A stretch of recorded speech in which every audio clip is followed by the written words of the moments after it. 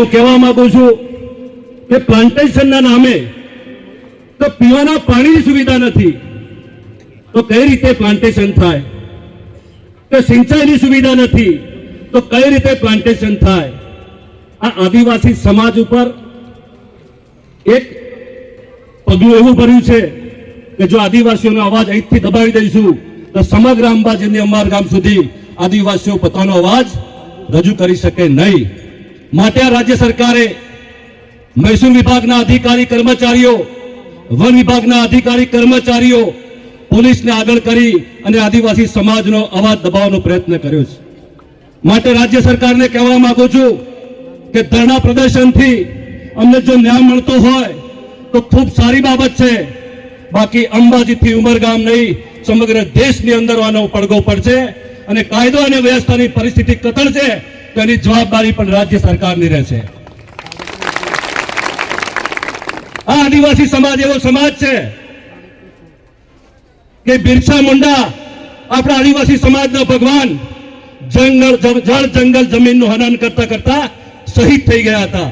એના આપણે વંશજો છે, આપણે ડરવાનું નથી. રાજ્ય સરકાર અંબાજીથી ઉમરગામ, પાડલિયાની વાત હોય, અંબાજી ગામની વાત હોય, અમારા ભીલડા તાલુકાના મસોતા પાલ નાની ચાદરીની વાત હોય, શામળાજી આજુબાજુ વિસ્તારની વાત હોય, દાહોદની વાત હોય, સ્ટેચ્યુ ઓફ યુનિટીની વાત હોય, ડાંગ સાપુતારાની વાત હોય, સમગ્ર અંબાજીથી ઉમરગામ આદિવાસી વિસ્તારની અંદર જળ જંગલ જમીન હનન કરવાનું કામ આ ભારતીય જનતા પાર્ટીના સરકારના ઈશારે થઈ રહ્યું છે.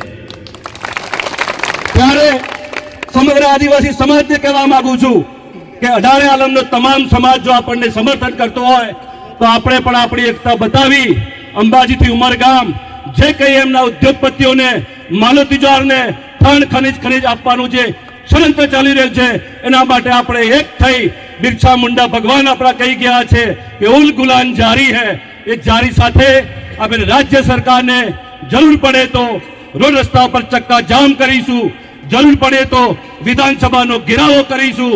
અમારા આદિવાસી સમાજની સંસ્કૃતિ તમે જાણો છો, એ આદિવાસી સમાજની સંસ્કૃતિ રીત રિવાજો સાથે વિધાનસભાનો ઘેરાવો કરીશું ને ત્યાં બેસતા પણ નહીં. આપણે આ સરકારને કહેવા માંગુ છું, આદિજાતિ મંત્રીઓ આપણા 6 દિવસ થઈ ગયા છે તો આજે આદિવાસી સમાજની શું પરિસ્થિતિ છે એ પાંડેલિયા ગામની મુલાકાત પણ આપણે આદિવાસી વિસ્તારના ધારાસભ્ય લીધી નથી. તો સમગ્ર ગુજરાતના આદિવાસી પટ્ટીના જે ધારાસભ્ય છે એ ધારાસભ્યને પણ આપ દરેક તાલુકા મથકે, જિલ્લા મથકે આવે ત્યારે એમની ઓફિસે, એમના ઘરે એમનો ઘેરાવો કરો કે પાંડેલિયા ગામની અંદર આપણા આદિવાસી સમાજના ભાઈઓનો જે પ્રશ્ન બન્યો છે અને તમે કેમ સમર્થન કરતા નથી? શું તમે સાચા આદિવાસી નથી? તમારો ડીએનએ આદિવાસી નથી? આ વાત તમે કરજો. અને સરકારને પણ કહેવા માંગુ છું કે આ ધરણા પ્રદર્શનથી જો ન્યાય નહીં આપો તો આગામી અમારી લડત જેમ બિરસા મુંડા ભગવાન અમારી લડાતા એમ લડીશું. એ સાથે મારી વાત પૂરી કરું છું. લડાएंगे, लड़ाएंगे. जय जोहार, जय आदिवासी.